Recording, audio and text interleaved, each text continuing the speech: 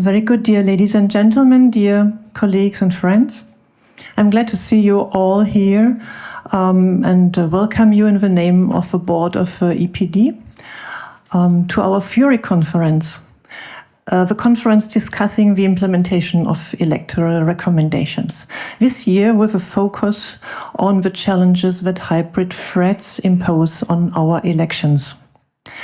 We stand at the end of a super election year, as we all know, with more voters in a single year than ever before.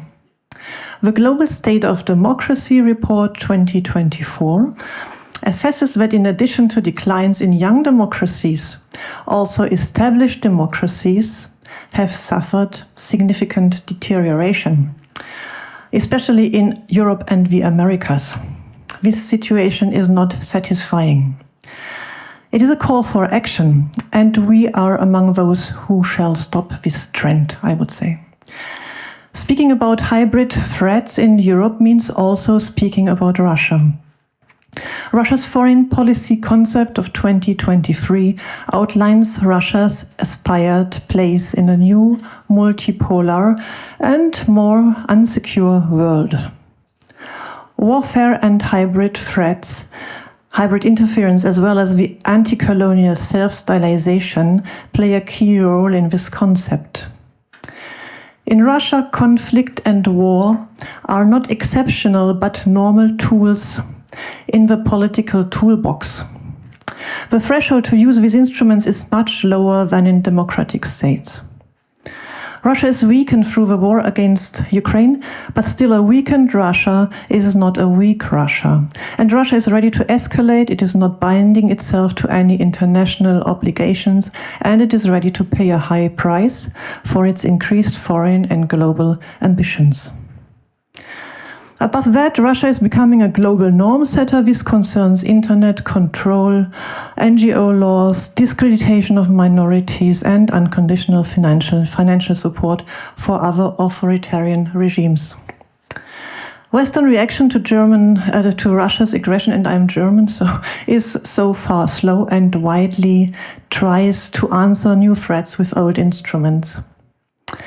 Established democracies are used to a certain concept of statehood and order. Hybrid interference is a new sort of warfare that Western societies are not immediately aware of, and where appropriate and innovative answers have to be found simultaneously and often spontaneously. The role of creative, innovative, informed, critical citizens and their exchange cannot be overestimated in that context.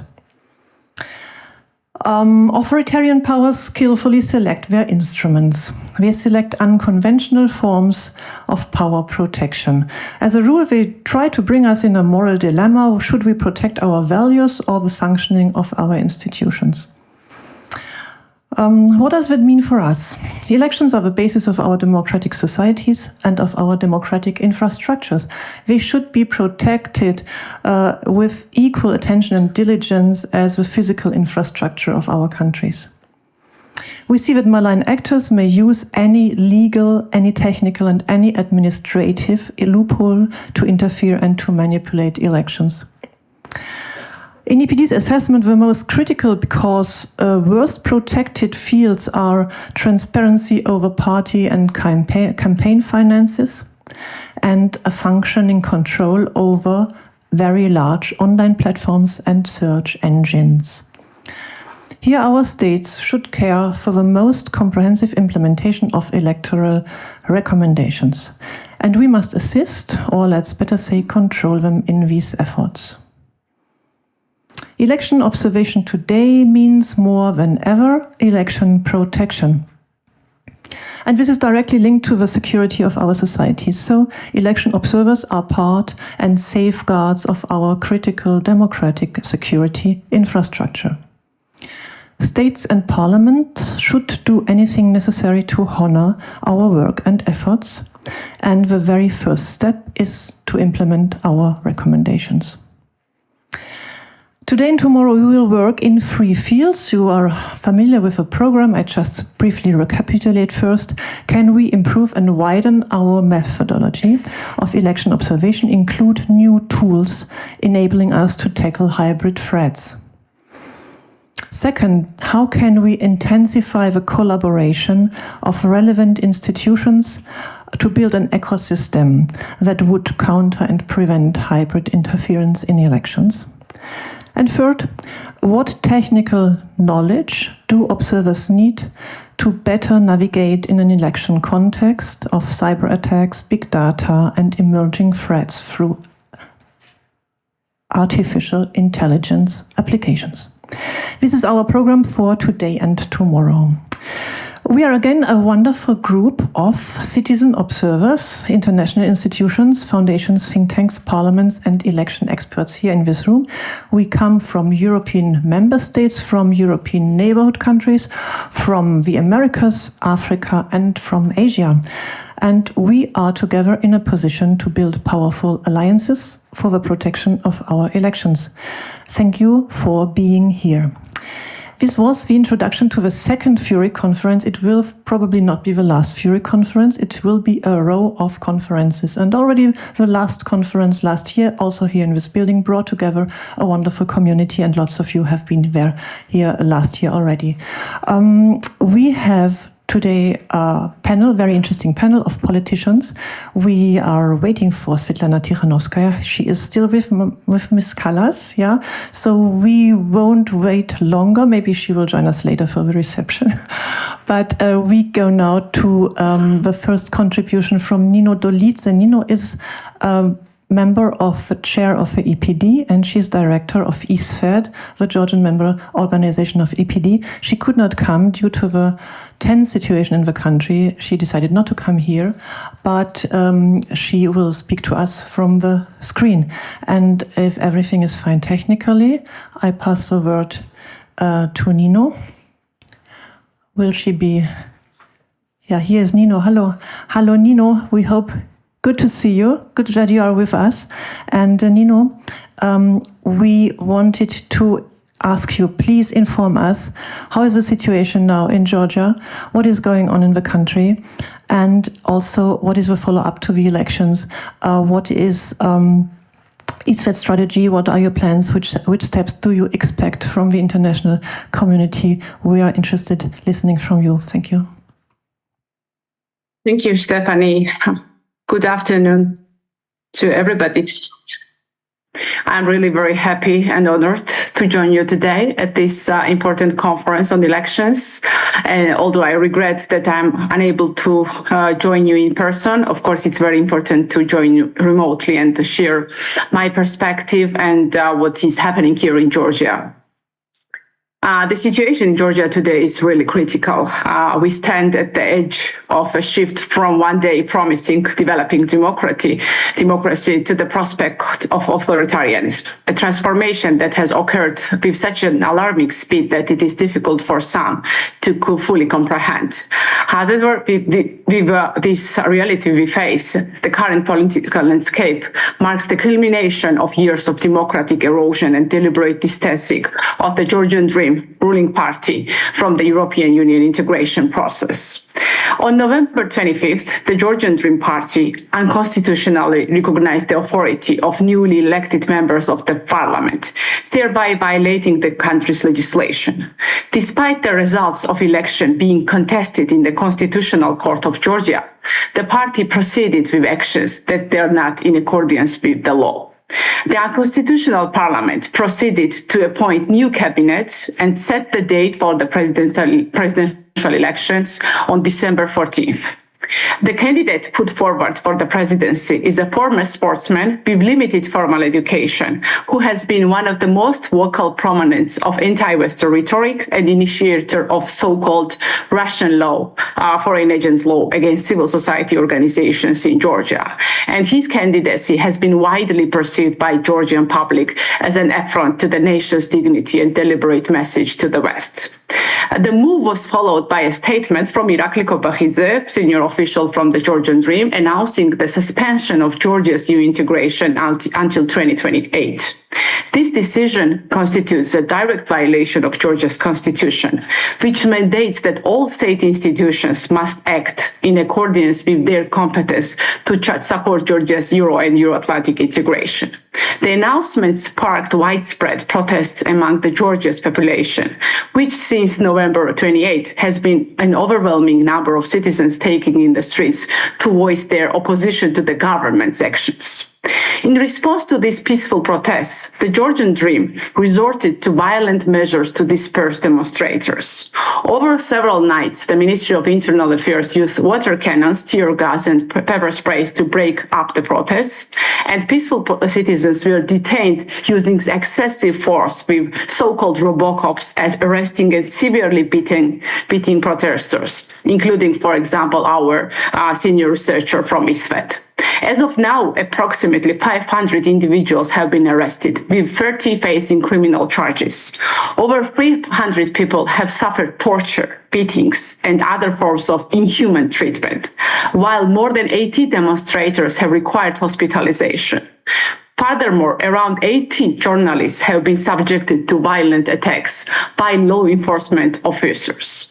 The majority of those unlawfully detained have endured physical abuses both during and after their arrests, with many showing visible signs of injury.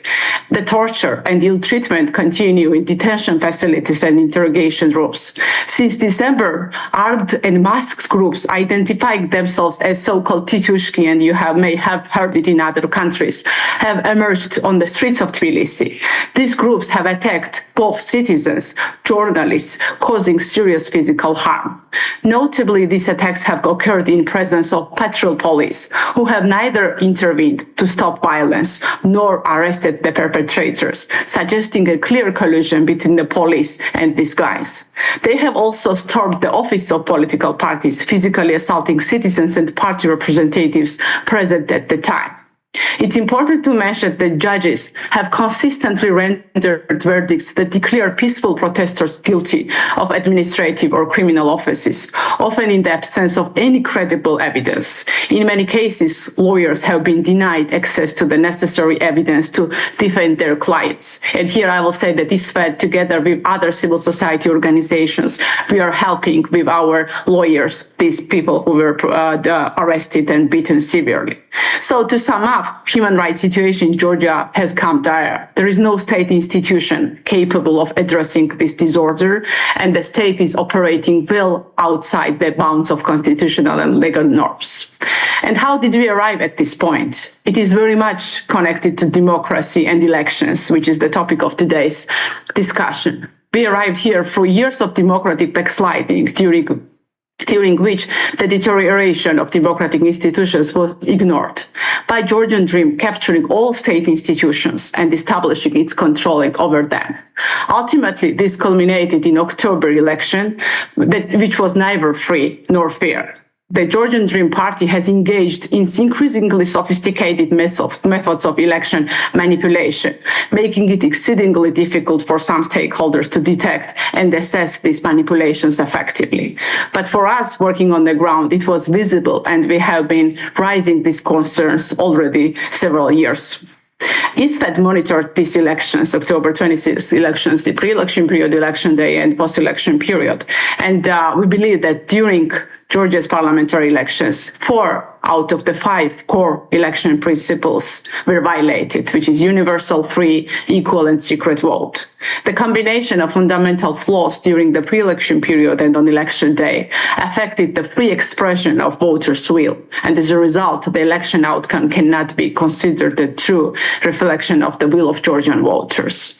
All this was the result of extensive abuse of administrative resources, involvement of state agencies in favor of ruling party, huge information manipulation campaigns, both homegrown but also from outside, coming from Russia. Changes to the rules of composition of election administration and decision-making process. Also flaws in the composition of lower-level election administration.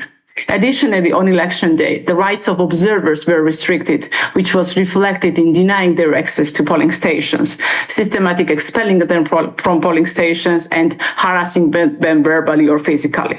According to our findings, we have seen on 31% of polling stations, Georgian Dream representative controlling and tracking the voters. 19% we have seen busing and transportation. 13% of polling station vote buying. 11% verbal or physical confrontation. Within the polling station, we have seen ballot stuffing, multiple voting, inking not done properly, voting instead of others.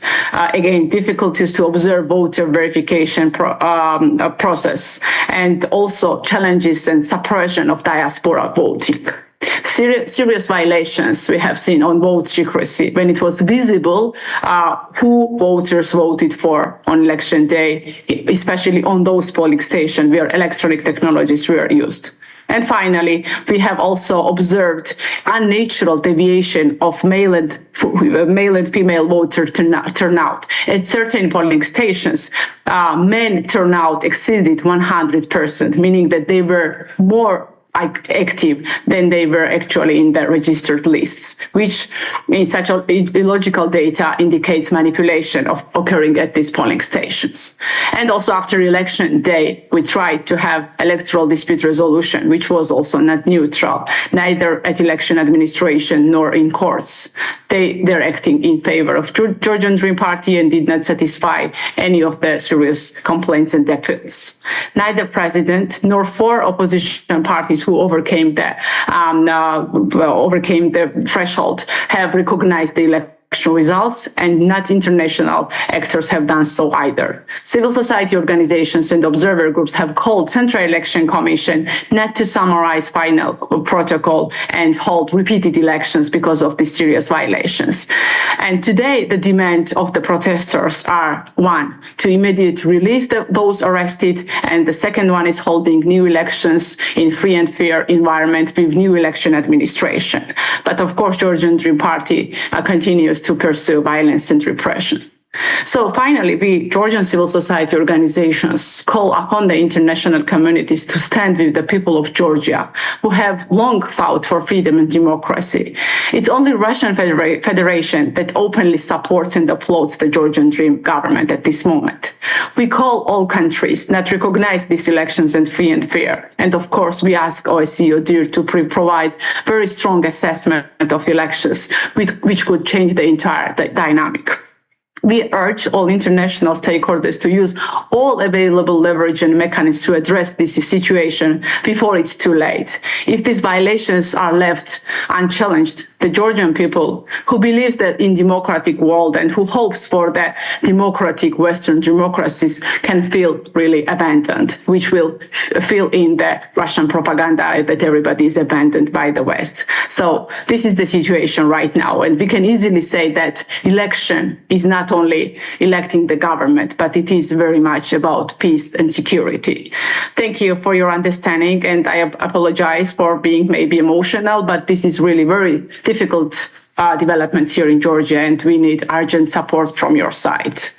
Thank you. I'll stop here, and I'm ready to answer your questions. Thank you.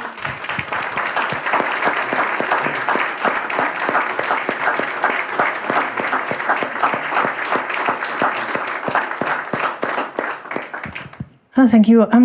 Very much. The elections in Georgia were not the only difficult elections in the last months, but the most impactful. And the situation, as you describe it, in the country is at stake.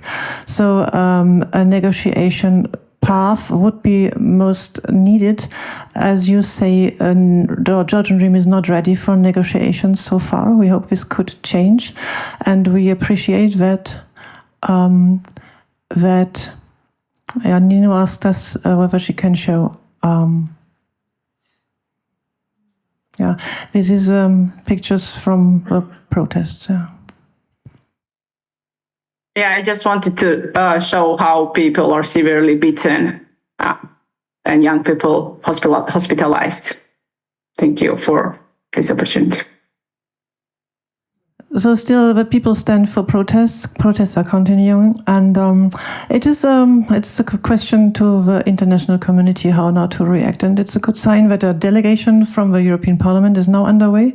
They arrived today. Six parliamentarians, colleagues from our parliamentarians who are here today. It's very good. So I would propose. We don't know whether you can stay the whole discussion. So if there are questions and comments now to Nino directly, you may address her directly, because we don't know. Yeah? You will stay. Good. Then we can have a common discussion after the other contributions. Then I will cordially invite our other speakers. Is Mr. Securio from Moldova. He's please, and Mr. Austrevicius from the European Parliament. And please also come, Miss, to the panel. So I would give the first floor. We're very happy having you here. Two colleagues from the European Parliament and Mr. And Mr. Hovland on the screen. Mr. Hovland, hi, good to see you from US.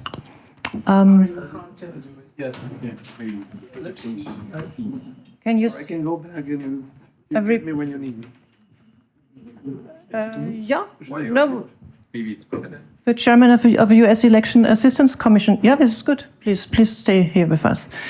Thank you. So then we have a common discussion. That's very good. Stanislav Secriero, you are a national security advisor to President Sandu's administration.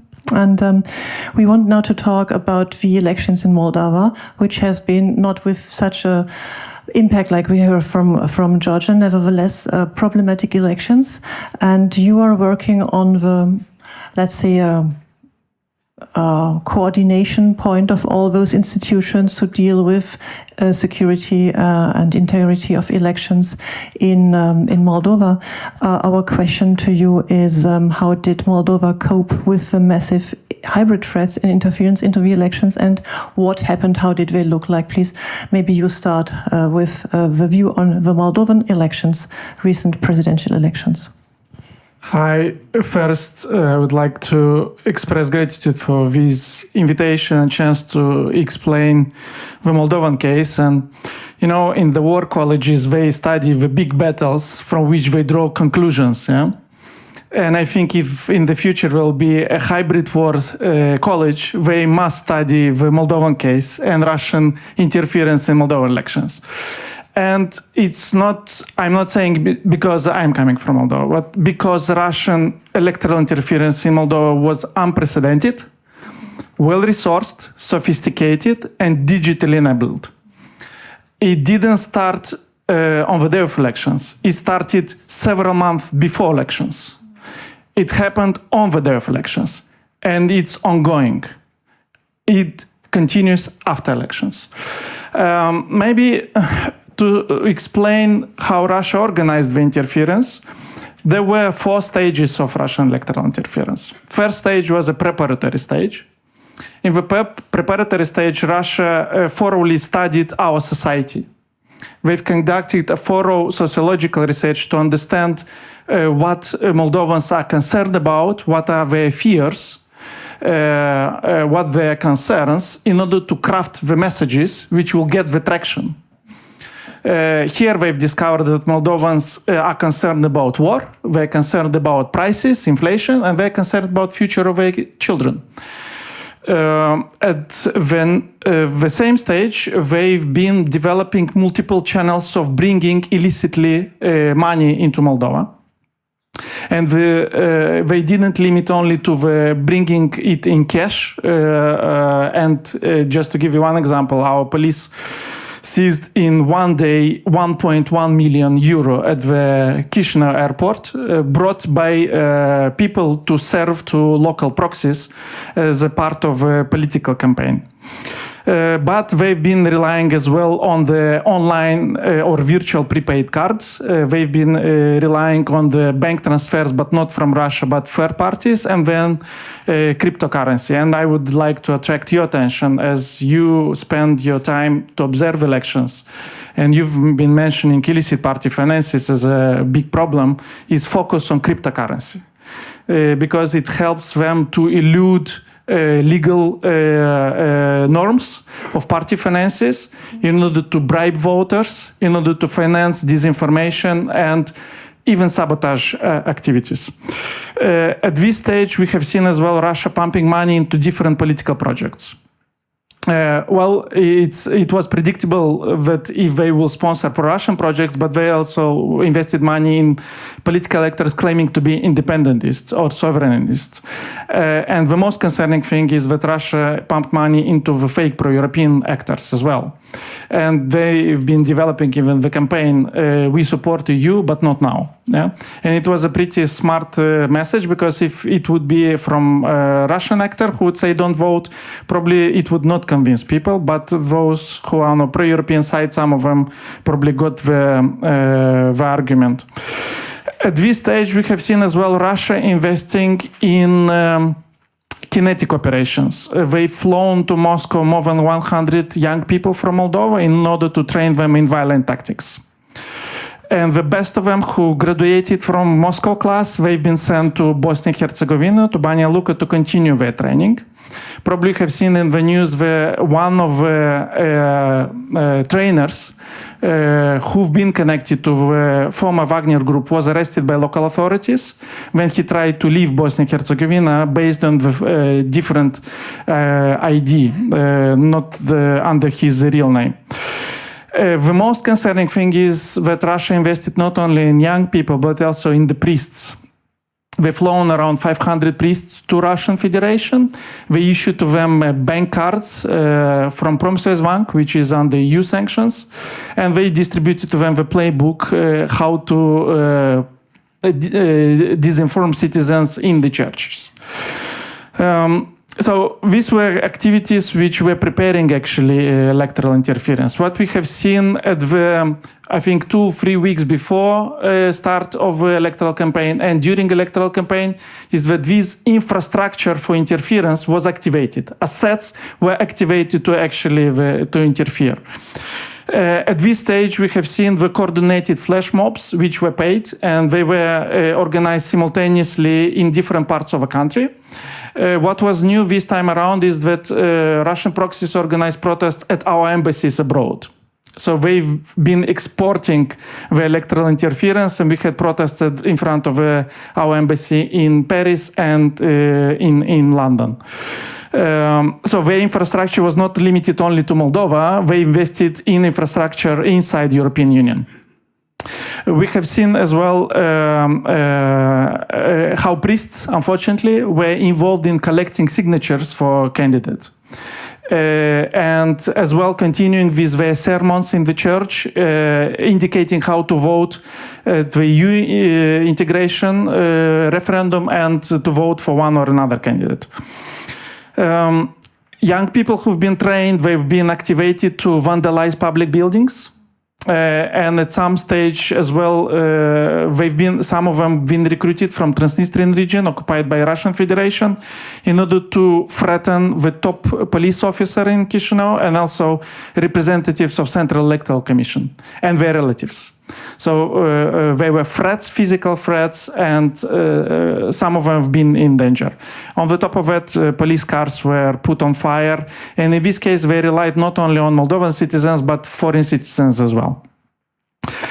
On the day of vote, what we have seen on the day of vote. First, of course, we have seen the organized transportation of voters, which is illegal under our legislation. But here Russia innovated. If before, and people were talking about busing people, in this case, they rented charter flights.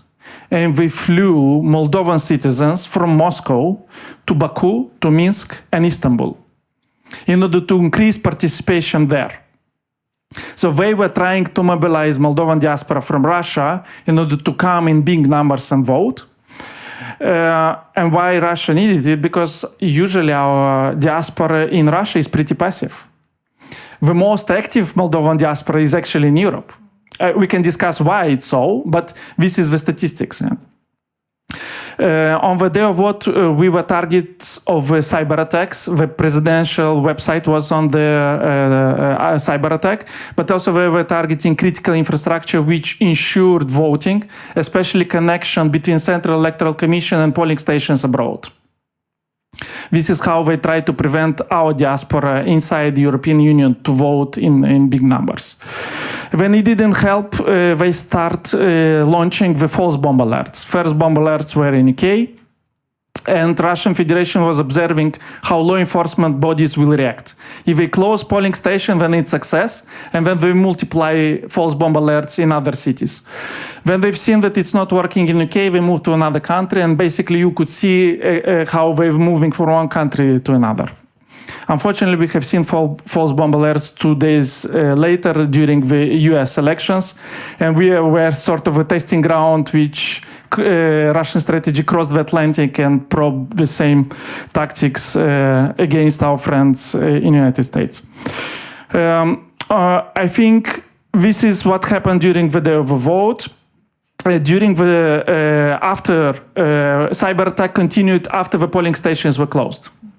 So we had to protect our infrastructure until the 10 in the morning next day.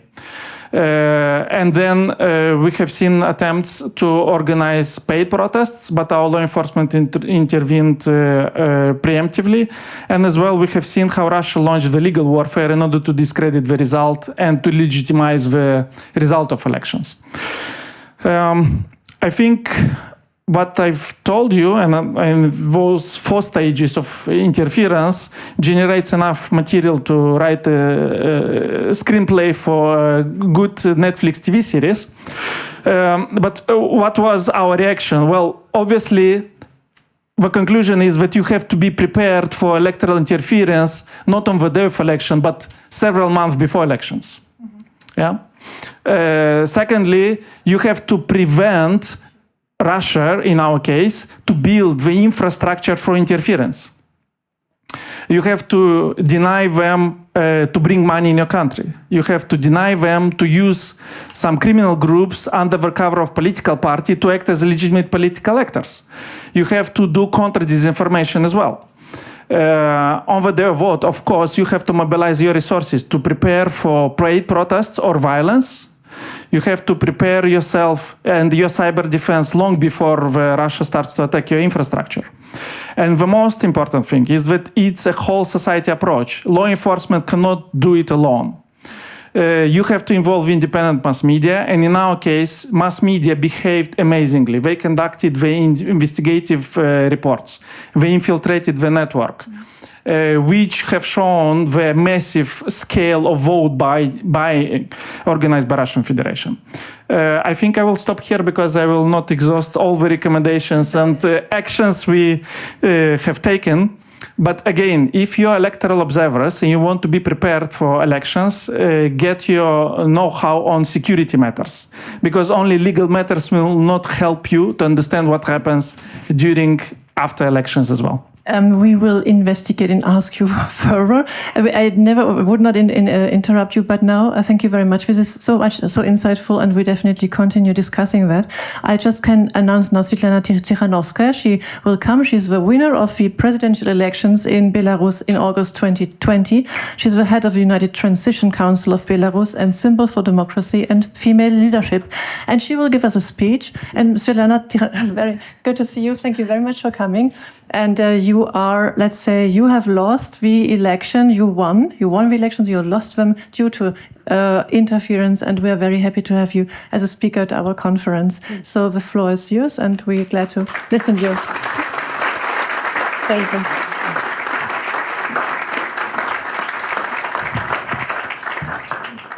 Good evening, dear ladies and gentlemen. My greetings to friend of Belarus, Petros Auštrevičius. Elections are cornerstone of democracy. Every citizen has a right to have a say in governing their country.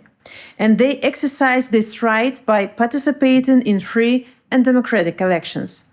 At the same time, elections are a cornerstone of security, national and international. I say this from our experience in Belarus. but I know that this applies to other countries as well. In Belarus, the regime falsified presidential elections back in 2020.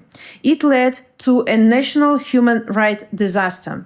Today, we have more than 1,300 political prisoners, and your fellow election observers are among them. We continue to demand their immediate release, and I know that you join me in this appeal. But the falsification of 2020 elections became a problem beyond Belarus. It made the regime of Lukashenko a threat to regional and global security. The landing of the Ryanair aircraft, the orchestrated migration crisis on the borders with European Union, and finally, the complicity in the Russian invasion of Ukraine. All these crimes committed by the Lukashenko regime are direct consequences of the rigged elections.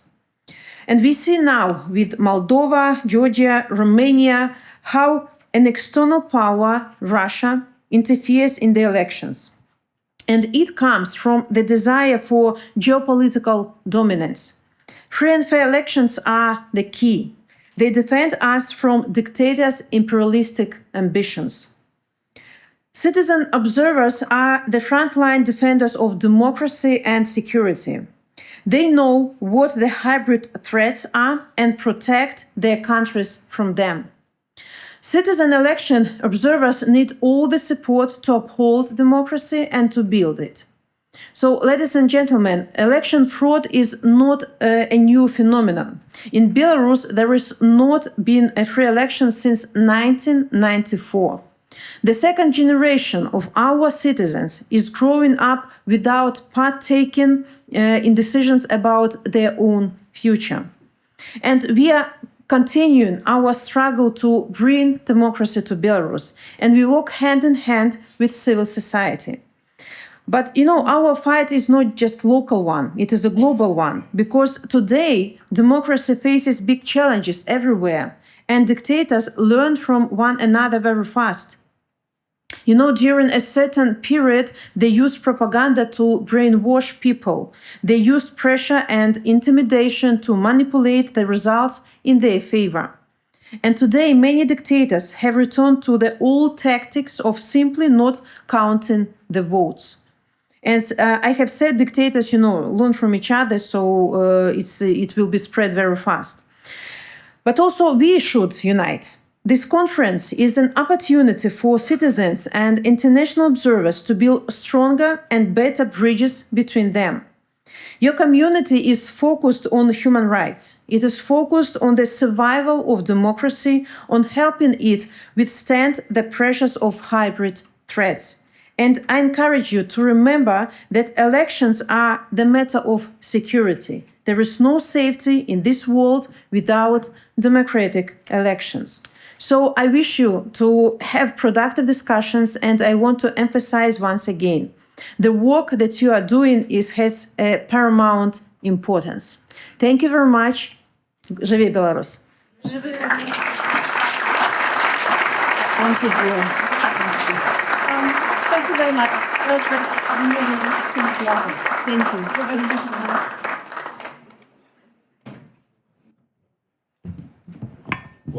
Svetlana Tikhanovskaya has a very packed program. We understood, and we are grateful that she could come. She could not stay for the discussion. That's what we understood. But it underpins how the security consequences, how severe they are, starting from the election fraud. So we have really critical situations looking at Romania, at Moldova, at Georgia, and in Belarus, the situation happened within 2020. So we will come back to your report, because this is so insightful and important. It's like you said, like a screenplay, Drehbuch, yeah, a screenplay, yeah. And we should be aware of what you detected for other elections and for other countries. This is so important. And I would now pass the word to Mr. Voiculescu, you're a member of the European Parliament from Romania. I will ask you exclusively about the Romanian elections, which were shocking in their the role of TikTok, which was detected during these elections, was quite obvious and strange. And I would ask you for your assessment of these elections and how you would deal further. Thank you. Does it work? Yeah, it works. Hi, good evening. Thank you for having me. Okay, there are a couple of fellow citizens of mine who are much more knowledgeable. Yeah. I was just saying, thank you for having me here, and I know that there are a couple of countrymen of mine who are way more knowledgeable than I am in elections.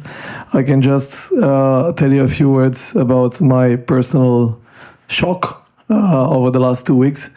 My voice also says something about how we all experienced elections in Romania. So in 2024, so we had 4 rounds of elections, local and European Parliament, the European Parliament elections this summer, and now the first rounds of presidential elections, then parliamentary elections, and then we were supposed to have the second round of presidential elections. Now, I'll start with the period before the elections. What you usually do as a politician, you look at the polls and you try to address the topics that are of interest for the population, right? And you were mentioning topics of interest in Moldova. They are pretty much the same, more or less everywhere. It's the economy, and then it's health, it's education, it's mobility, and so on. If you look closer to the cities. What came up in our polls was very much corruption, and the corrupt the old corrupt political class. This came very high on the electorate's agenda. So we thought it's good because we're a new liberal party.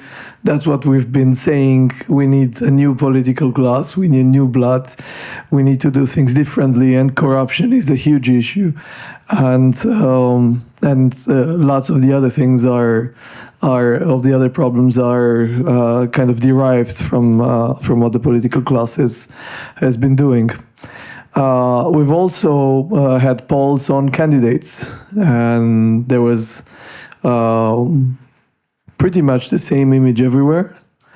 There was hardly any polling where this new guy called Călin Georgescu would appear at all, or anywhere beyond 1% in the polls. Now, this guy, who's a combination of Osho, because he's very spiritual, very mystic. He talks like Osho. Then Orban, Mr.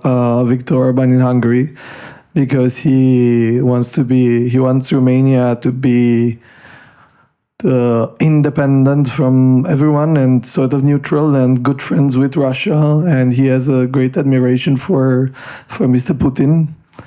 He's also, I think the third character would be George Clooney. He's rather good looking. He's a very good actor, moving in the way he moves and everything. And he has a lot of the character called Borat. Very Eastern European, with lots of the really funny stuff that we've heard as children coming from our communist past, with Romania being l'ombelico del mondo, with he's saying that water is not 2 molecules of hydrogen and 1 molecule of oxygen, but rather it's information and vibration, which Osho might say as well. But also that Denmark until the 1800s, the real name of Denmark was Dacia, so it was basically owned by nowadays Romanians. and Latin language, which your languages might relate to, is actually an original Dacian language. So we're probably relatives, but you own it all to Romania. So usually in campaigns, you have candidates and you have programs, and you should discuss that. And we all start from this basic principle that people, the electorates, people who vote, they should know what they vote for. They should know what they buy, right? Now, the funny thing in these elections was that he didn't campaign on the most extremist ideas that he had. So usually the guy wouldn't say anything. So if you ask him, what are your 3 measures on addressing economic issues, he would say dignity, gods, and the mother country. Go fight that. So then the second thing is he wouldn't be able to do that if you would have normal debates and if you would have town hall discussions and what we understand as traditional campaigning, right? We didn't have that. We had social media platforms, which work more and more focusing on engagement. And we had a couple of years ago, right? We had Cambridge Analytica, which had several reasons. There were several reasons why this could happen, but one of the reasons was that there was an entrance door, an API basically, whereby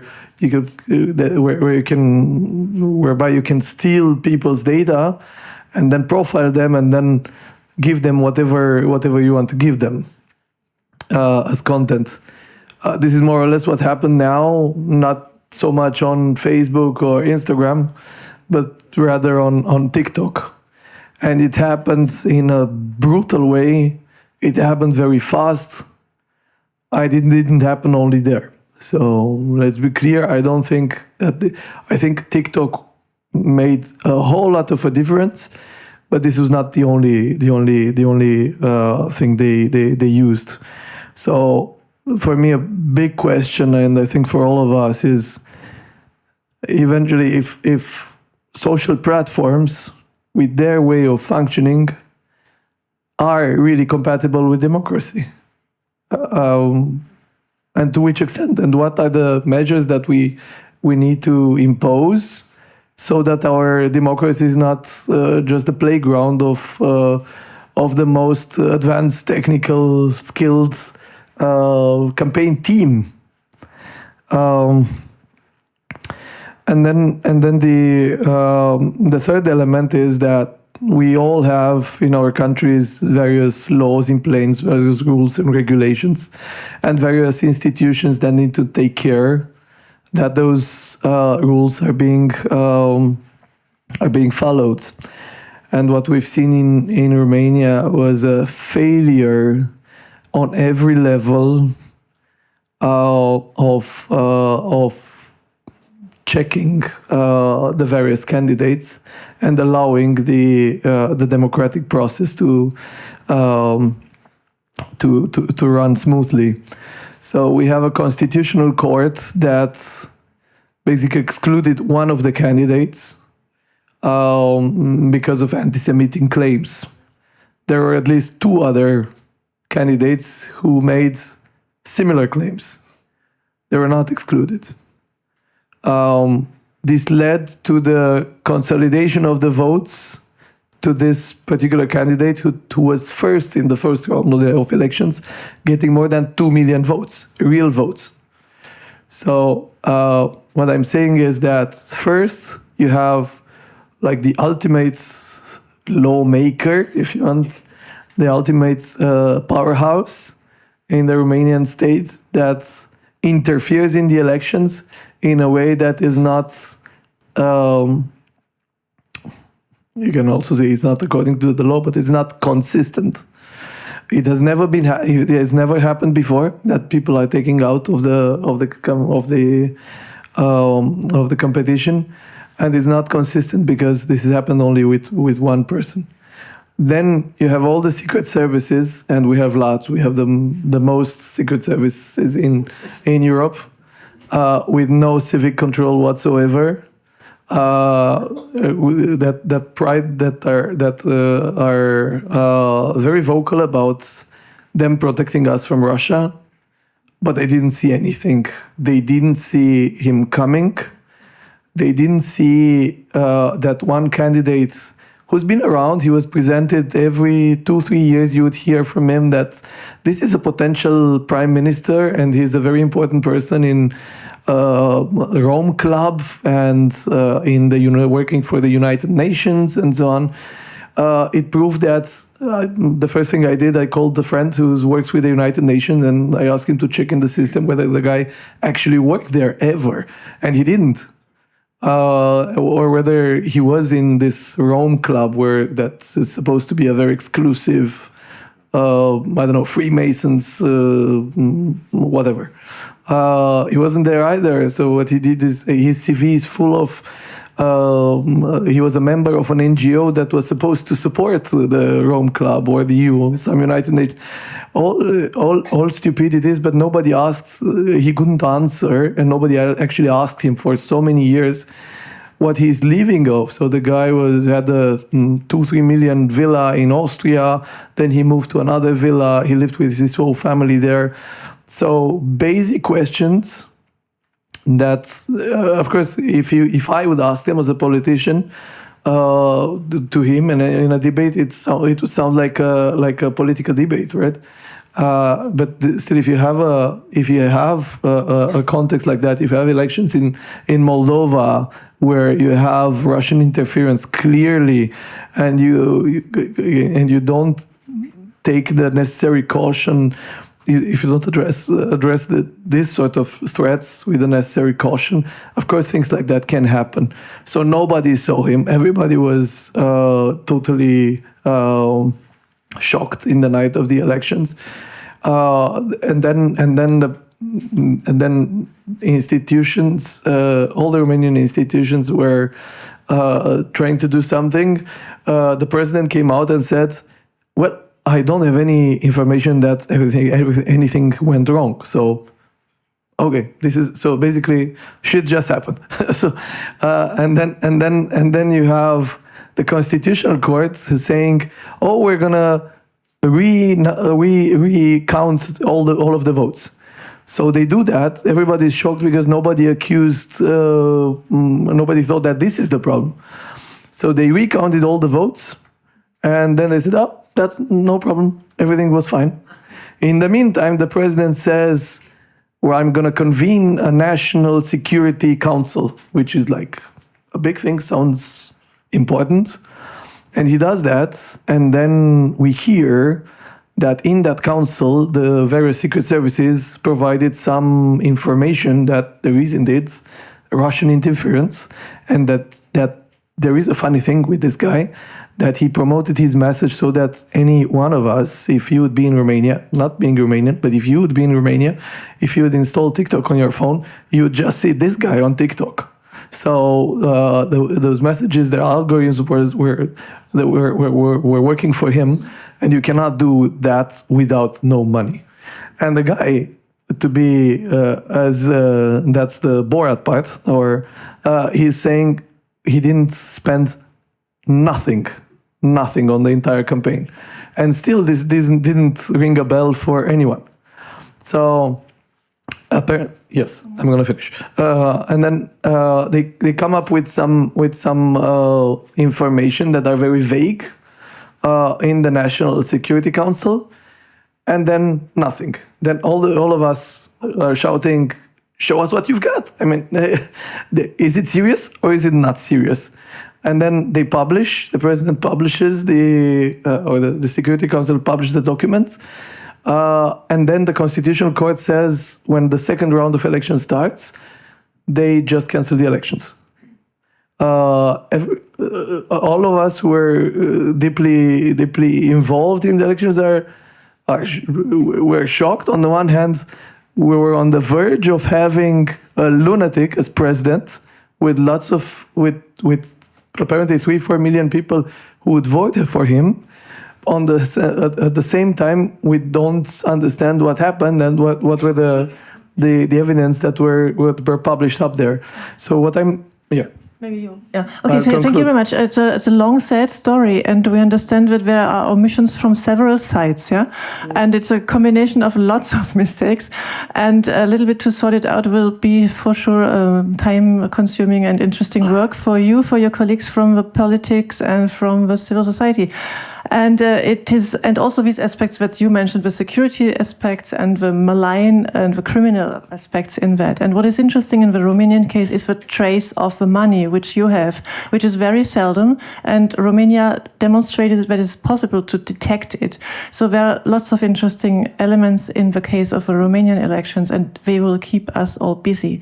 And we understand here already that it's really a multi-layer approach, and you need different, and we also saw it in your report, it's more than any election observer can do. You need all the institutions, the security institutions, the civil society, and these both elections, Romania and Moldova, definitely did demonstrate that. So thank you for this insight. Mr. Austrevicius, you won't answer now all questions with these elections, but those which concern the European Parliament, this I would like to address to you. Do you think it is sufficient that the Commission now wants to get more insight into the work of TikTok and in how far they have maybe not stick to the Digital Service Act? Is that sufficient? Or could the Commission do more? And what would be the role of the European Parliament to exert monitoring in these questions which are concern the European level? Thank you for inviting me and having this debate, and indeed very disclosing stories from Moldova, Georgia, Moldova, and Romania. We have to learn from those cases. Probably we heard some story, but will we draw some conclusions and some actions remains to be seen. I will remind you that this issue is a relatively young one.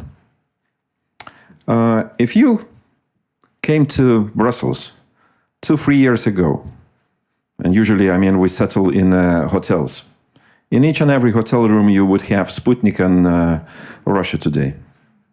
That was official. That was accepted. That was a part of the European narrative. All right?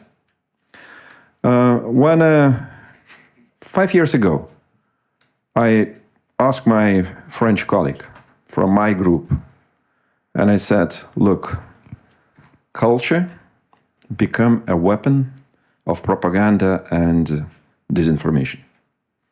All right, I will disclose a bit more. She said to me, don't touch culture. Don't touch culture. It's something, I mean, very sensitive for French. And I understand this. And she refused, I mean, to come into my world of explanation. I mean, it's like, no. I mean, come on.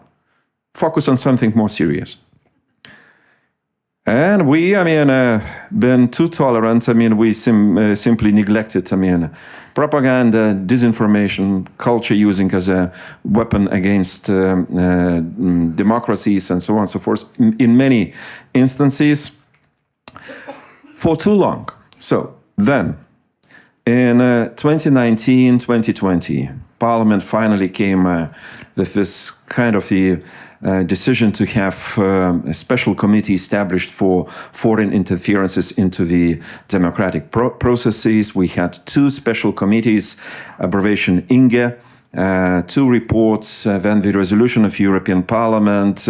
Some things have started. All right? Was it enough? Probably not. We just marked the kind of territory, very hostile territory, and potential weapons used against democracies.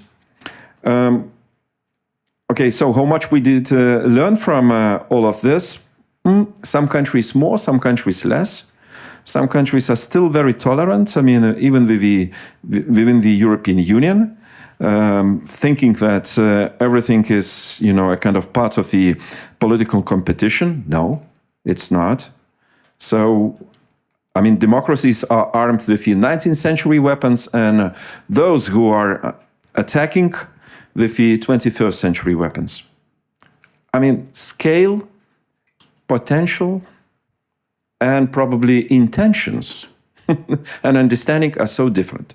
Good things are, after certain cases, and we usually learn by following mistakes or observing mistakes made, and potentially very dangerous situations like in Moldova. Come on, I mean, it took almost a percentage or so in Moldova, for example, for referenda. Thanks God, I mean, it happened for good, okay? But if not, imagine if not. So we're still looking at the second part of the possible revanche from Russia on parliamentary elections in Moldova.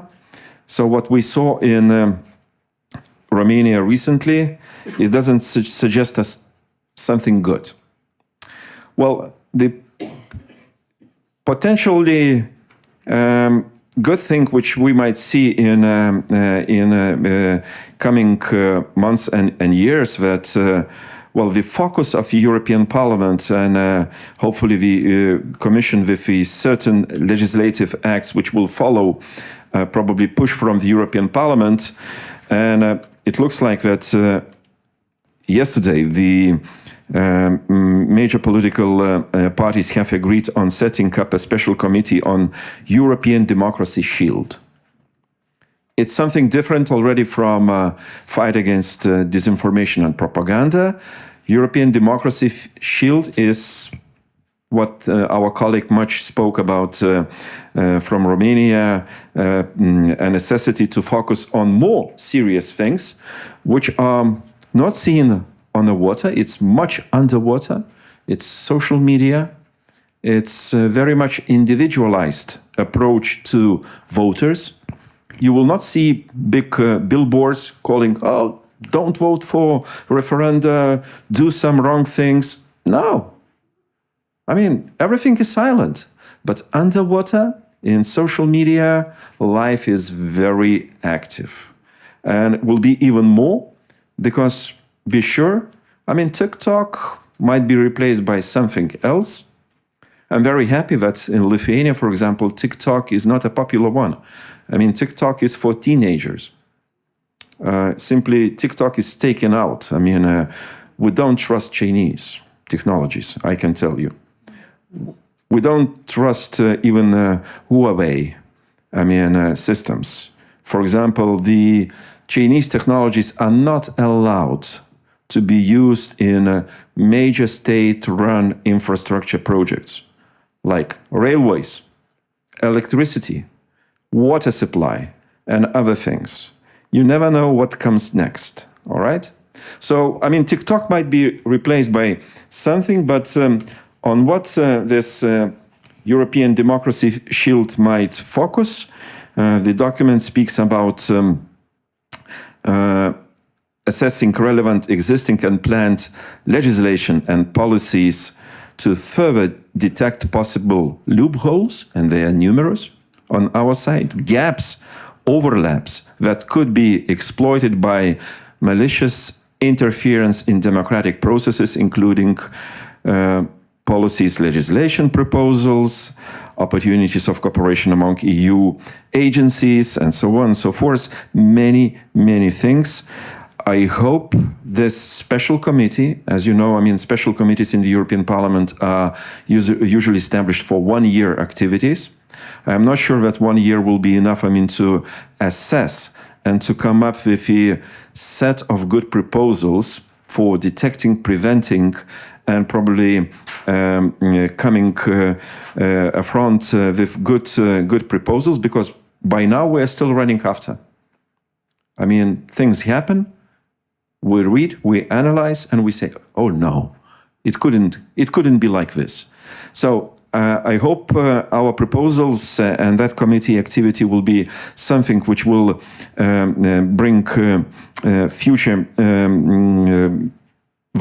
possible mistakes or violations made or interferences made from third countries, state-run and non-state-run, as much as possible. And finally, I think we have to understand this is not about, some attempts, to bring or to promote some individual candidates, to promote some political forces or political ideas. This is about the national security. It's about the national security. If we are serious about democracy, if we are serious about our main political principle of our coexistence, all right, political coexistence and social coexistence, so let's regard all those cases, attempts and interferences, as a matter of national security. Thank you. Yeah, thank you. And let's not only hope, but also follow up whether the European legislation will cope with these challenges, which are significant. And obviously, the Digital Service Act, as it is now and it is applied, did not contribute to prevent what happened in Romania. And this is worrisome. And for sure, there are national responsibilities. Each country has to care for certain points, but we also have to make sure that the European legislation is following up. And there are obvious huge omissions in the current situation. Now we would be happy to have a positive and an optimistic view from the US. Benjamin Hovland, have you some good notes in this difficult picture? No, maybe not, but if yes, it's welcome. Mr. Hovland, you're chairman of the US Election Assistance Commission. You are also dealing with hybrid threats, even more from several sides, from China, Russia, Iran, maybe. Maybe you have good insights and some recommendations for our discussions, which could be helpful in our context. So maybe, please. Thank you for being with us. Yeah. Yes, thank you. I wish I could be there in person, but I'm glad technology has allowed me to join. I hope you can hear okay. Great. So I will try to certainly. I have some positive notes, so I'll try to make sure to get some of that in. But it's certainly been a useful and instructive conversation so far. I think that the administration of the U.S. election this year, again, very challenging environment. Increasingly complex threat environment, which the size and scope of our sort of country and democracy also add sort of challenges, and the geography that we get natural disasters as well across the country. And so when we look at what the story of our election this year, it was certainly hybrid threats. It was certainly the challenges of disinformation. And we also had a number of jurisdictions dealing with the aftermath of hurricanes. We saw floods and tornadoes and wildfires as well on election day. And so all of those things contribute to an environment where, in the end, if I had to summarize, I would say the election administrators, our local election officials who run our elections in the United States, did an amazing job. There were issues that popped up, most of them regular things that we see. Again, the scale and scope, we have over 8,000 jurisdictions. We have hundreds of thousands of polling places, almost 1 million poll workers, and we saw almost 160 million Americans vote. So from an administrative standpoint, certainly a successful election, a very well-run election, but one with challenges. I think that some of the things that stood out were we saw Iranian attempts at a hack and leak that was more on the candidate and campaign side. I should say the Election Assistance Commission one of the things we both are, we do not run elections centrally in the U.S. For people that are less familiar, we support the state and local officials who do, but then also the Election Assistance Commission, our sole focus is on election administration. We have another agency, the Federal Election Commission, that does campaign finance, money and politics issues.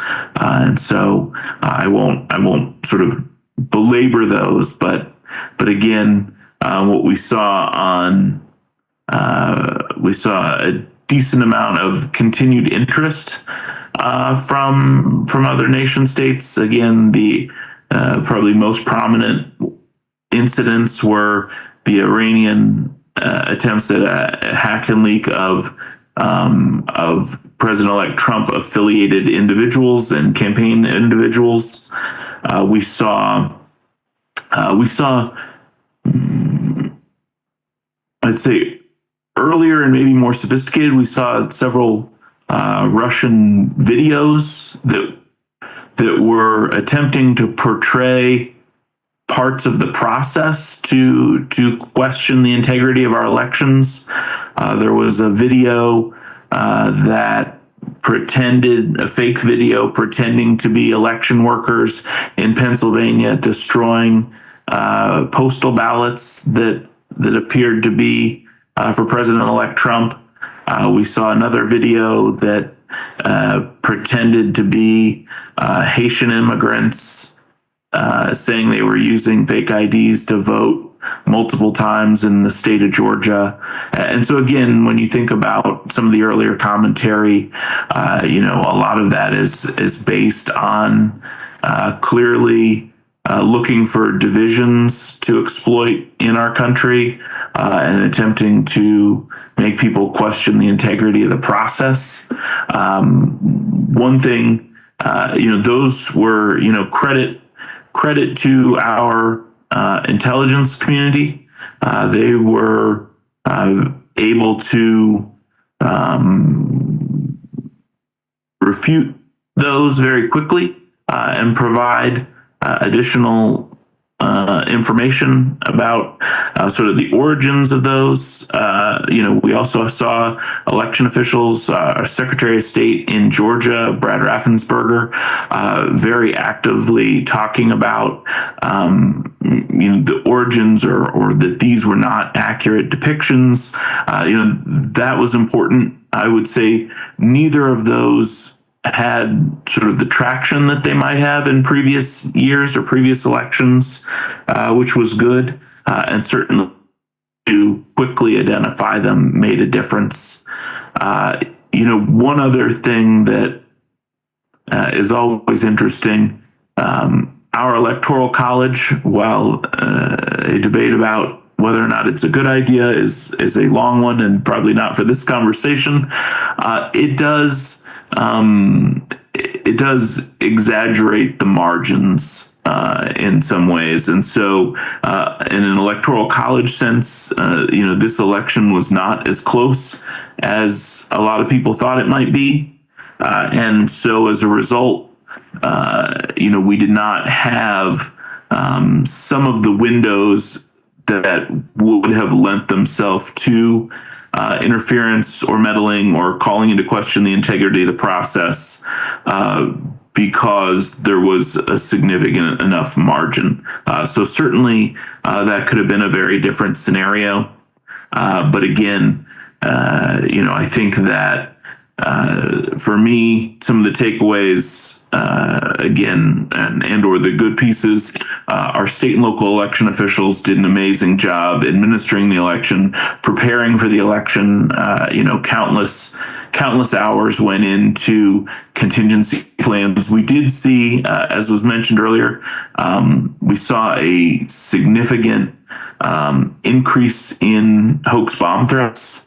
That was certainly something different. We had the Election Assistance Commission had a lessons learned hearing yesterday in Los Angeles with a number of officials who had been impacted by that. We were able to discuss with them the impact of that. And again, most had spent a lot of time coordinating with local law enforcement or had contingency plans in place where they were able to either have dogs on site pretty quickly and not have a significant disruption, or temporarily relocate and continue the process. But again, certainly that is the potential for disruption. It has the potential to tax resources and is something that I think we'll pay attention to and think about how to prepare for that going forward. But again, at the end of the day, a very well-run election, and certainly always areas for improvement, and we will continue to do that. But many of the challenges, the election officials stepped up and met the moment, which they continue to do time and time again.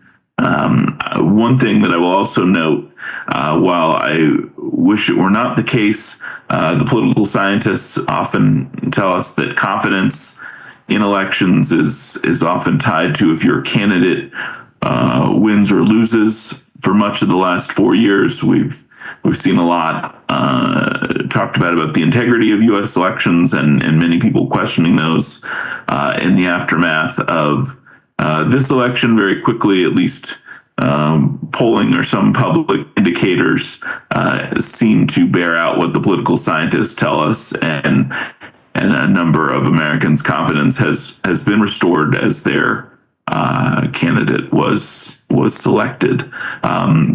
We still continue the process. It's worth noting. While Election Day is over, most states have now certified their elections. Today is a day where certificates of ascertainment are due. We have I mentioned the Electoral College for the presidential. Those folks meet in state capitals in about a week, and then we will have inauguration in January. So that is sort of what the timetable looks like as well. Yeah, thank you very much for these explanations from the Assistance Commission and the role of the commissioners, which is twofold. Both on one side, they can prevent interference. On the other side, they are themselves objects and targets of interference and of pressure. This makes your institutions and all the election management bodies very key and important institutions in this regard, and also in the system of defense of elections. So thank you for all who contributed to this discussion now, and I'm glad to open the floor to your comments and questions. Please briefly introduce yourself and tell to whom you address the question. Hi everyone, my name is Misha Benidze. I'm representing Georgia's European Orbit. And my question is probably slightly satirical, and I do want to also, or like rhetorical rather, and I do want to also put in a bit of additional context with this question. So today we heard about Georgia, we heard about Moldova, we heard about Romania and other cases, as we call them, like kind of case studies or lessons. And the question is, are we actually learning the lessons? And why am I saying this? Because what Nino told us earlier, this is not something that just happened overnight, right? In Georgia, we didn't all of a sudden wake up and realize that, oh my God, we have an authoritarian government. So I personally myself have been coming together with other civil society organizations to Brussels, to Washington, to Berlin, and many other places for at least 6-7 years ago, when we were already raising alarms about backsliding on democracy, about red flags that we were seeing in the Georgian government back then. And to be honest, most of the time when we went home, we felt like our concerns have not really been heard, or we were perceived maybe a little bit aggravating and exaggerating the situation, or in a way kind of we were perceived maybe they have some sort of political agenda and that's why they are so critical. And oftentimes the bureaucrats in this city, but in others as well, were happy to kind of, take the little bit of window dressing that was going on. For example, millions of dollars of EU funding that went into the waves of the judicial reforms in Georgia. And then at the end of the day, we have those judges who are now, instead of questioning why all of these beaten up people that Nina showed us earlier, why are they beaten up? They're sending them to prison as administrative detention or on criminal cases. So when it comes to the hybrid threats and the interference in democracy, are we going to fight back? That is the question, because we understand it's clear why the other side is doing what they're doing, and they're actually learning the lessons, and they're understanding what worked in Belarus and what didn't work in Ukraine, and etc. etc. And every next time we see that they are coming with those lessons incorporated. In our case, what are we doing? Are we doing the same? I myself was heading one of the counter disinformation activities funded by a Western donor, and we were exactly suggesting research-based, evidence-based interventions, counter campaigns, strategic communication campaigns about in this case, about Georgia, about the benefits of the European integration, about the truth versus all those kind of conspiracy theories and lies that the other side is spreading, and etc. Integrity, information integrity for elections. I can tell you none of these campaigns were successful, or even some of them even implemented. Why? Because the donor and funder was not comfortable, aggravating or antagonizing the government.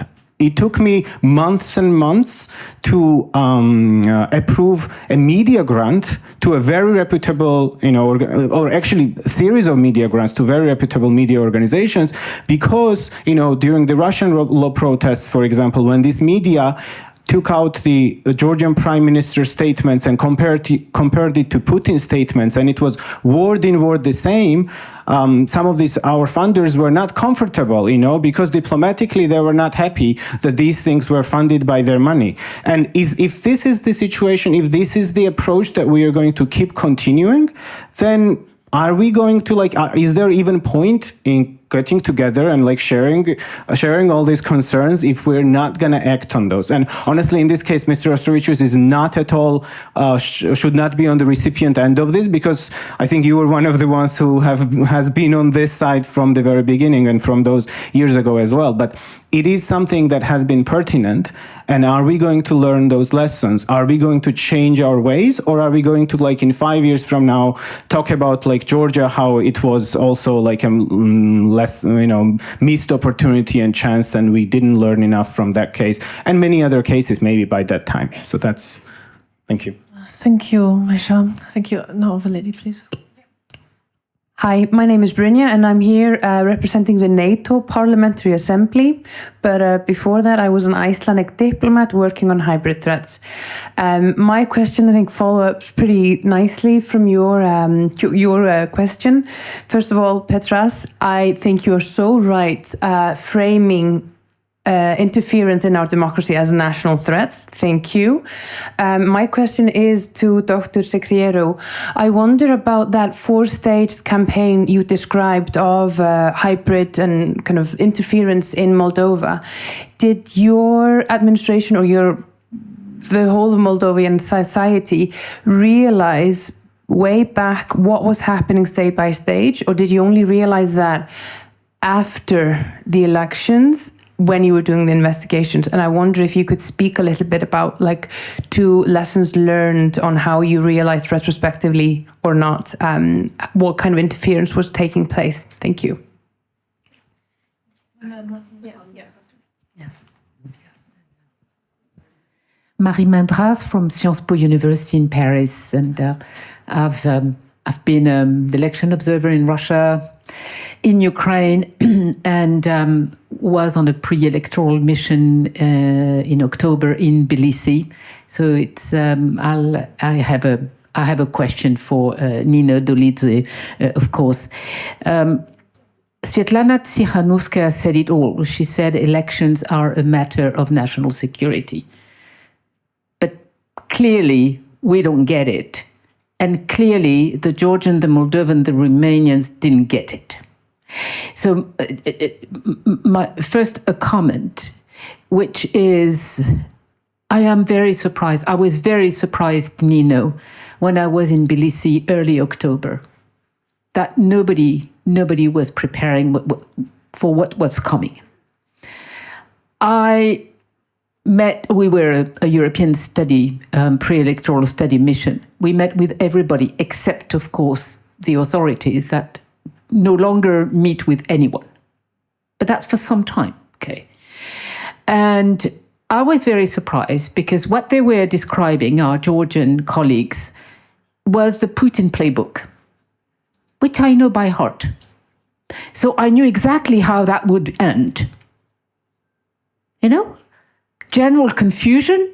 At 8 p.m., you say you've won with 54%, and nobody was prepared. So what happened? And I told the Georgian, this is what's going to happen to you. And I was, no, you're being too pessimistic. We can win, we're going to win. I said, yes, of course, you may win in the ballot box before it's rigged. But, so that was a big surprise to me.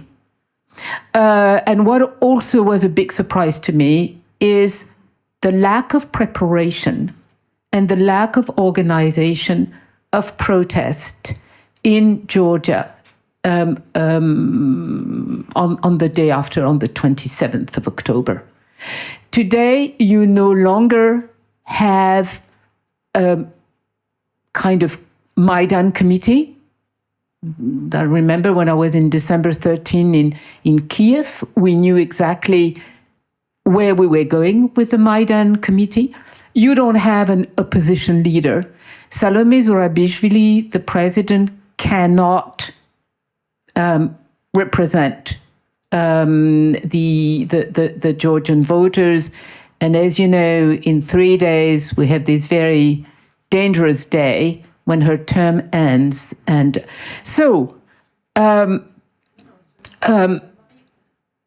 yes, what also I could see, and I think it's been the case also from what you told us about Moldova and Romania, is that what matters most is the campaign, whether a party is registered, not voting day.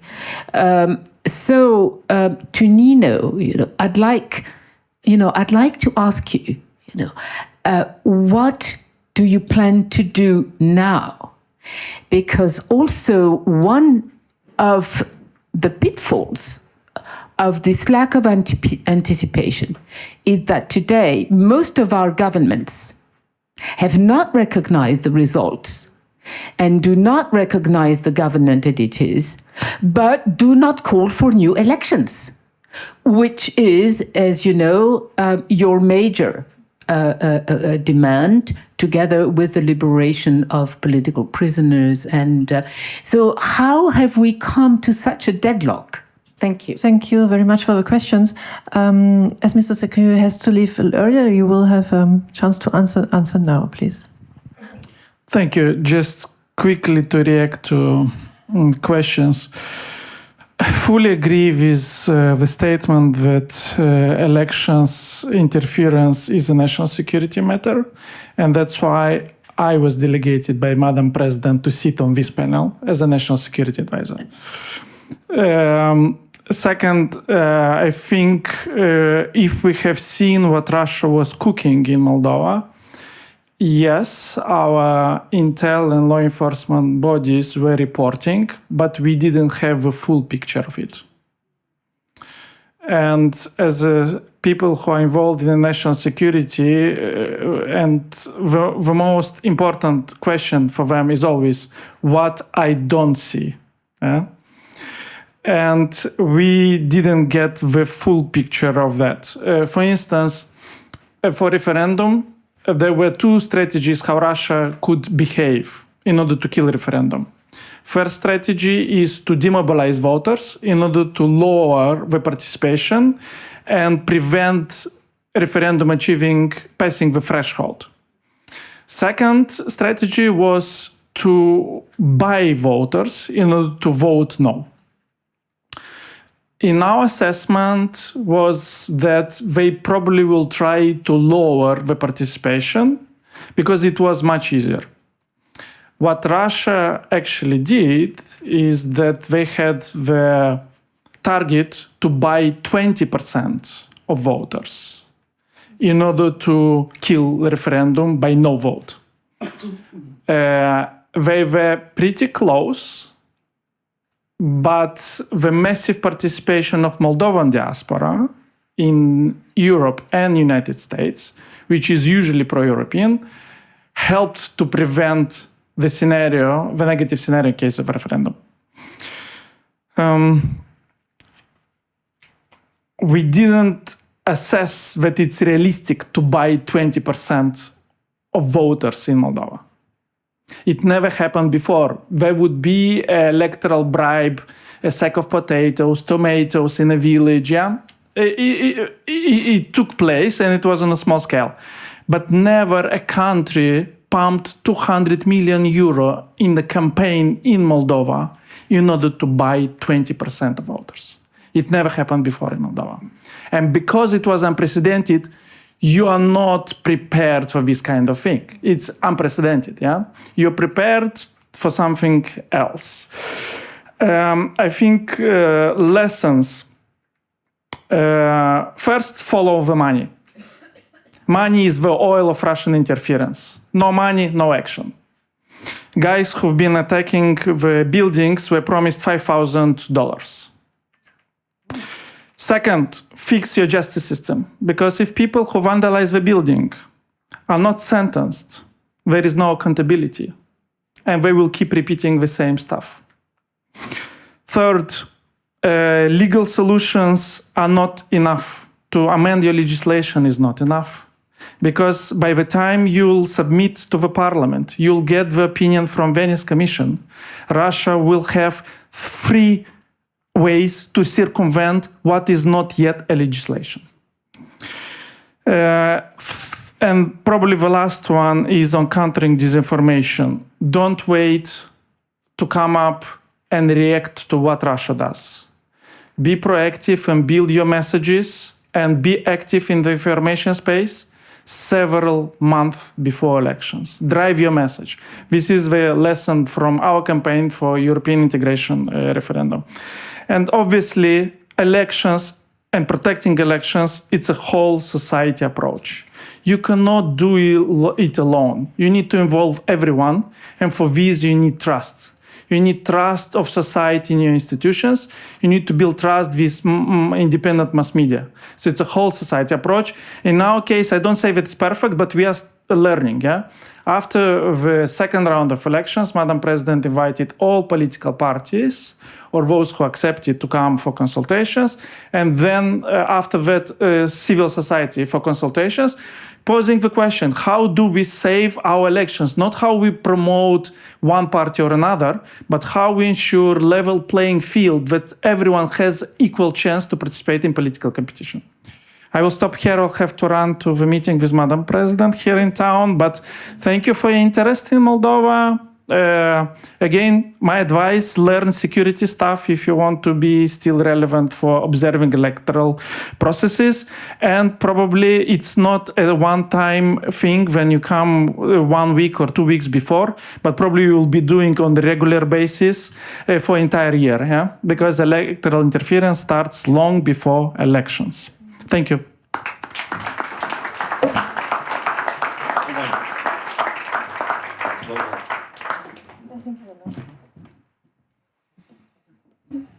Yeah, this was insightful, and we understand that staying in contact, in exchange with the state security institutions is utmost important for us, election observers community, and I think also for them vice versa. So now there is a question to Nino from Marie about the perspectives, the plans, and the preparedness. Also, the question of Misha of preparedness is not to Mr. Austrevicius, but maybe you still answer. And I understand it's also a question to all of us as an appeal. But now, Nino, please. Yes, thank you, Marie, for this question. And indeed, some of the organizations or people here on the ground really thought that it was not easy situation in the country. And what Misha said, and I also said, civil society organizations, we have been raising these concerns years ago and talking about the connections of Georgian governments, or at least having ties with Russia. But unfortunately, the partners, international partners, did not really see these connections, or they thought that it was just only for the keeping the power or whatever. So I really agree on your point that we were not prepared enough. And also because we have seen previous elections, and in proportional elections last time, Georgian Dream in 2021, in proportional, they had 46%. And after that, we have seen all this Russian law and changing the foreign policy trajectory. And according to the polls, nobody was really doubting that they could win, or at least like manipulate these high numbers, let's say so. So maybe it was naive and miscalculation that they would manipulate with so high numbers. But what I would say that some of the organizations, we were really prepared for that and thinking about it for a long time ago. So what's the plan? You properly mentioned that there are some talks and discussions about opposition not being strong enough. And it has some subjective and objective reasons, I would say, because when you are not living in democracy and operating in democracy, many opposition parties have been under pressure and for a long time. But there are also many objective reasons why people may not like them. And I would say that Georgia's vote was not really very much supporting opposition, but against Georgian Dream, let's say so. And it's happening all the time in Georgia that you have this more against vote. And I think somehow it was also the reason why we didn't see many people outside after elections. And it was also a reason of the first shock of the people, because people were really shocked to see these numbers. Nobody was waiting, again, to your point. And now what I can say that what we are doing and what's the plan? For civil society organizations, at least, and of course we are supporting this protests, which is peaceful demonstrations. That one is that we will be standing there, Georgian people, and people are not going to go at home. People will be standing. Second one is working on not recognition, and you mentioned that it's not recognized, but now it will be crucial OD report, because OSCE OD report is very often used from Georgian government, like in a way they are interpreting in a way how they want. For example, recently, Kobakhidze prime minister, so-called prime minister, used a letter of PACE Parliamentary Assembly, Pascal Alizard, as OSCE OD report, and then there was response to that. But OD report will be crucial.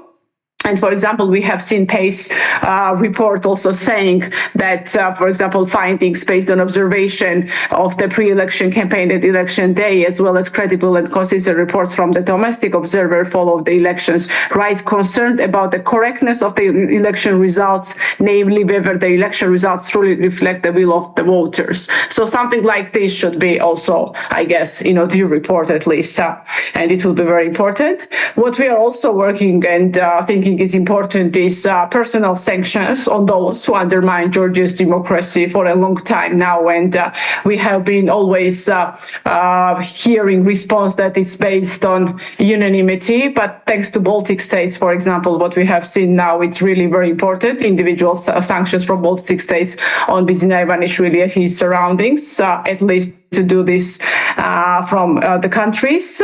And also what is important, and now we are expecting members of the European Parliament coming in Tbilisi, which is very important. And all these high-level visits from EU leadership and US leadership to come and support people who are fighting on the ground will be very much important. So plan is to stand there, to ask for the support if it will be there. If not, we know that it's our fight, and we will do as much as it needed to save Georgia's democracy and future. Thank you.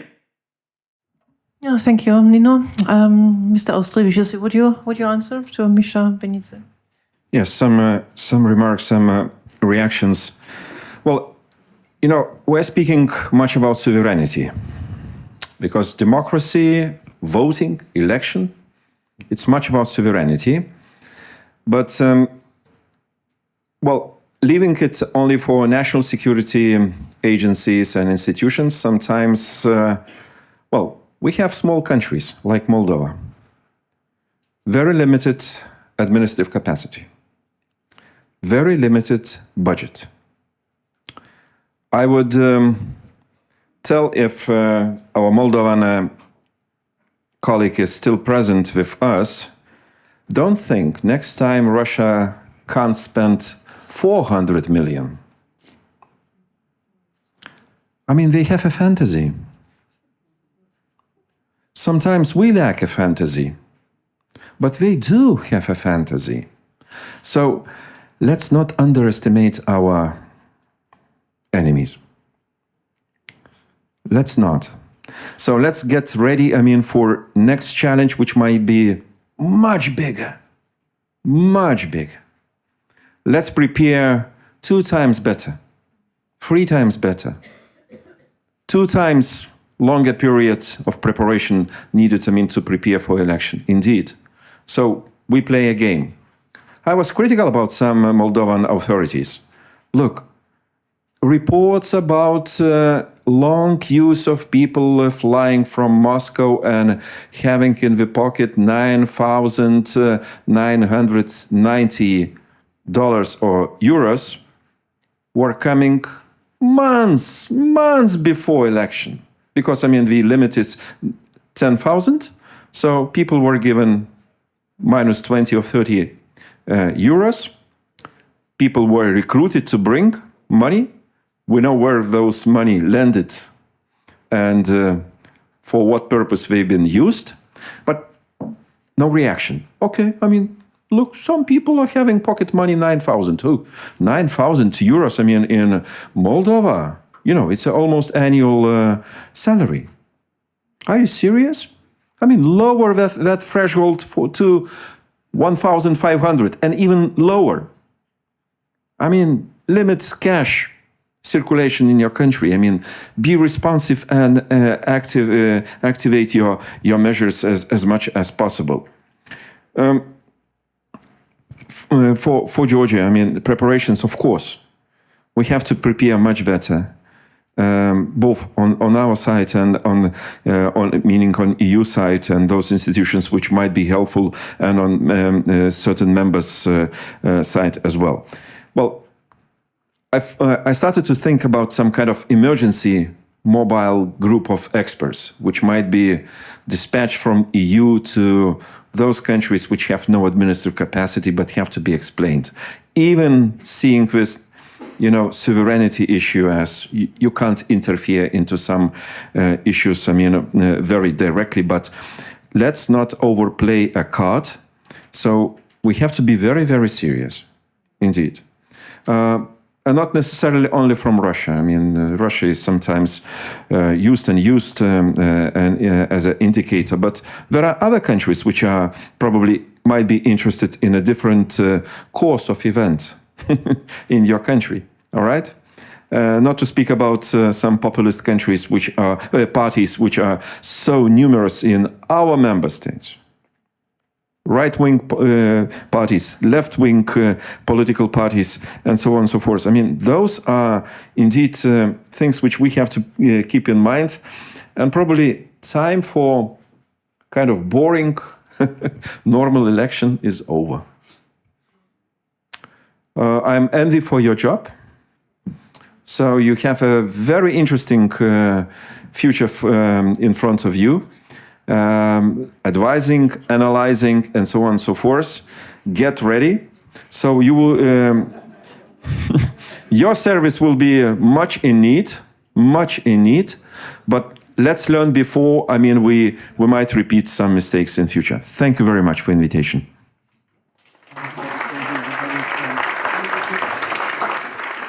Thank you also. Are there other questions? We can have another round. Thank you. Hello, good evening. So my name is Elia Martinez. I work at ARIM.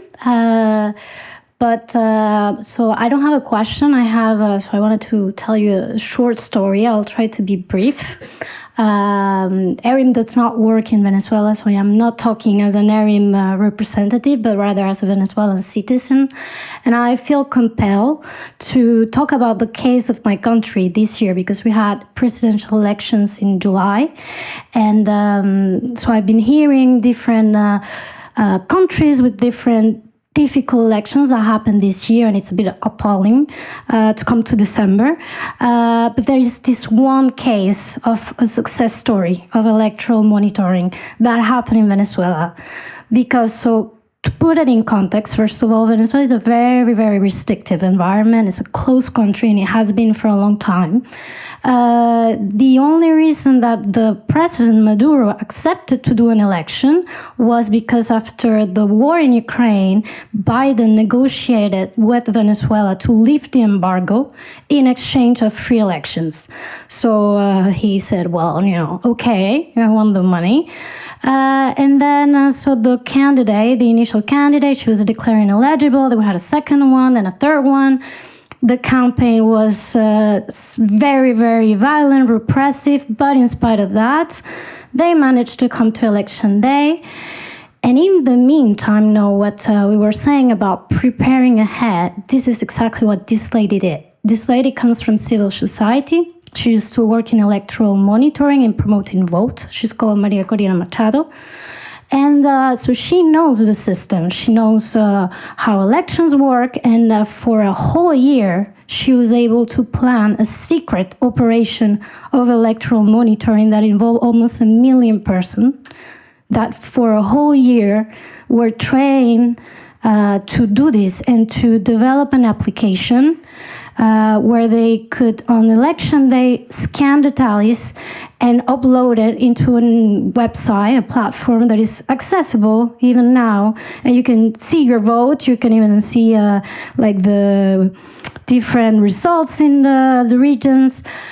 Basically, and the government had no backup plan. They didn't even know that this was happening. So they were put naked to the fact that they stole the election. Even the left-wing allies that Maduro has in the region, so Mexico, Colombia, and Brazil, had to refrain from recognizing elections because it had such a big political impact in their own countries that even he lost the only support that he had. Now, the outcome is not positive, unfortunately, because they do have the military. But for the observers, they paid a very huge price for this operation that they did. Some of them are in prison, some of them have even died in prison. But for sure, I would like to propose that the next time we invite the Venezuelan colleagues, because I think they have a few things that maybe they can share with us.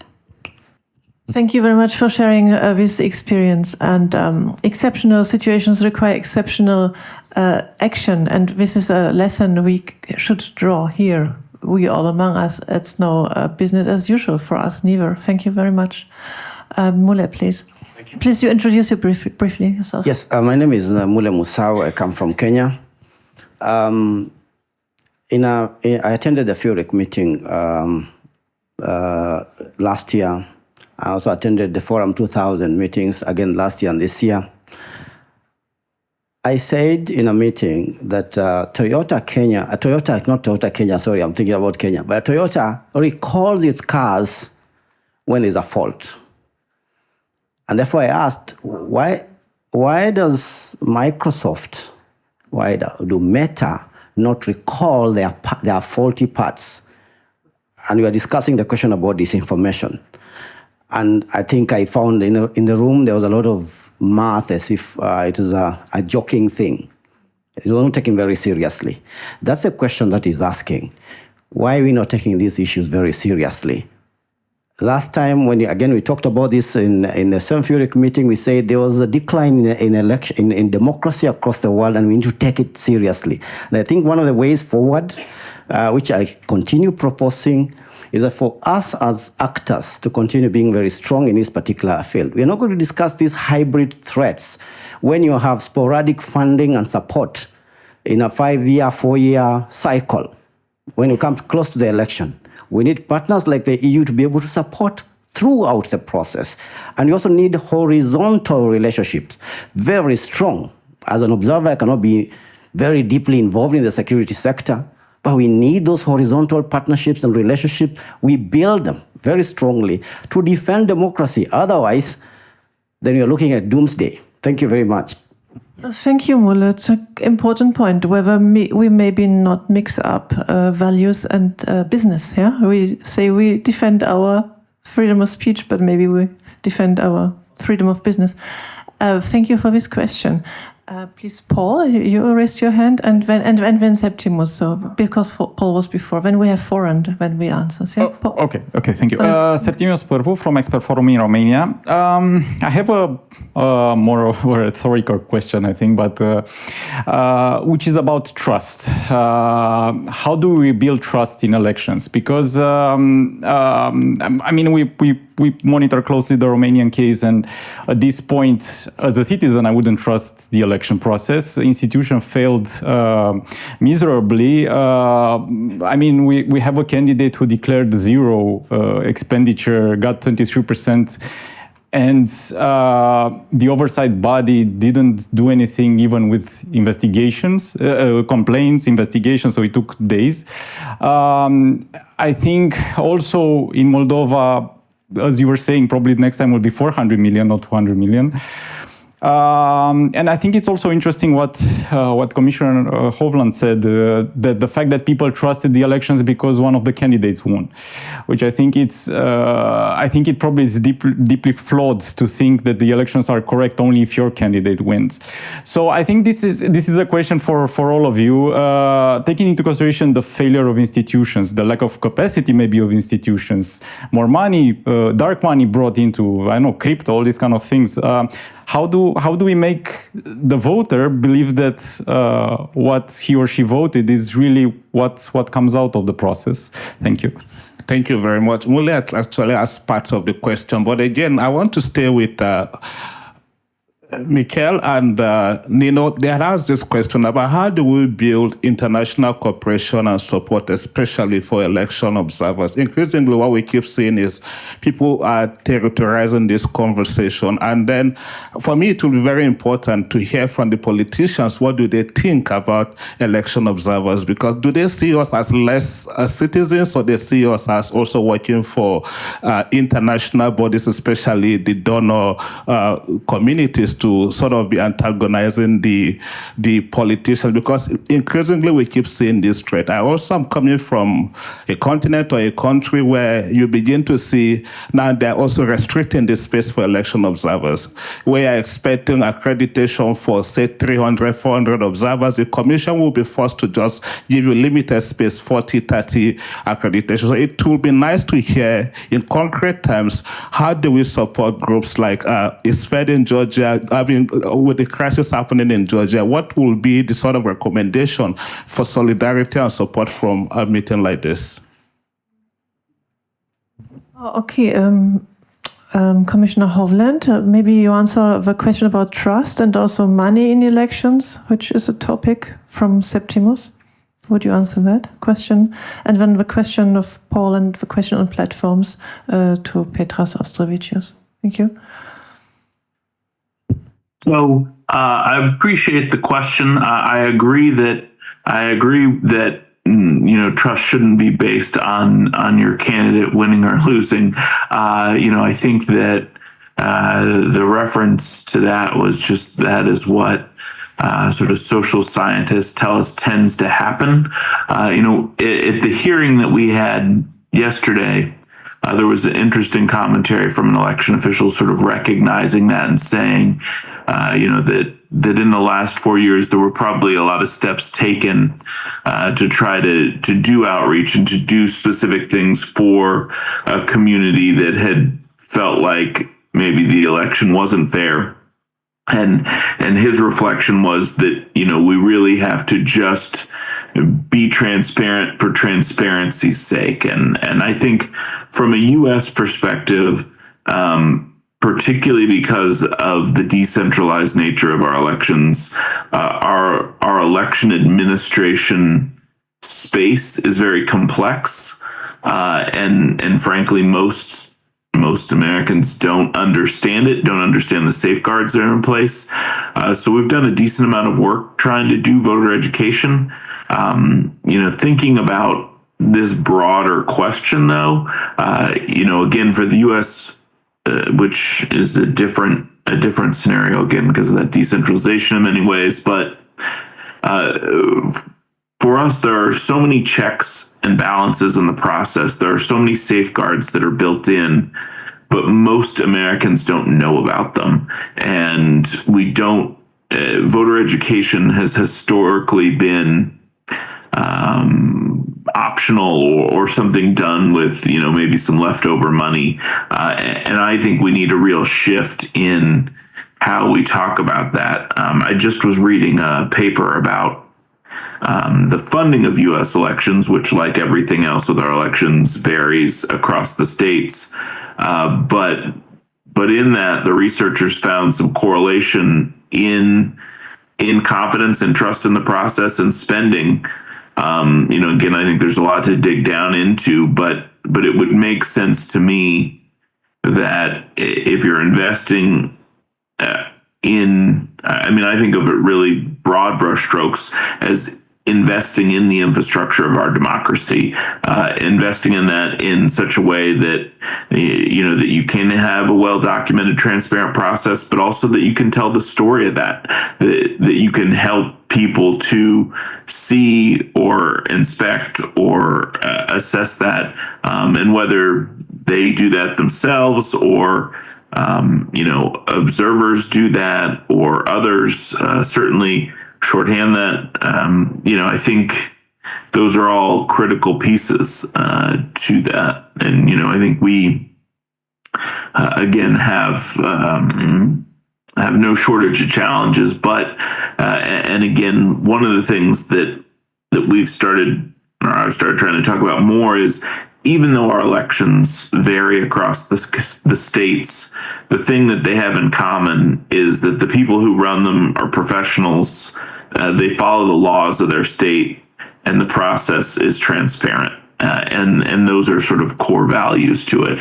And hopefully, that resonates, and people are able to see some of that. Thank you very much. Thank you very much for that.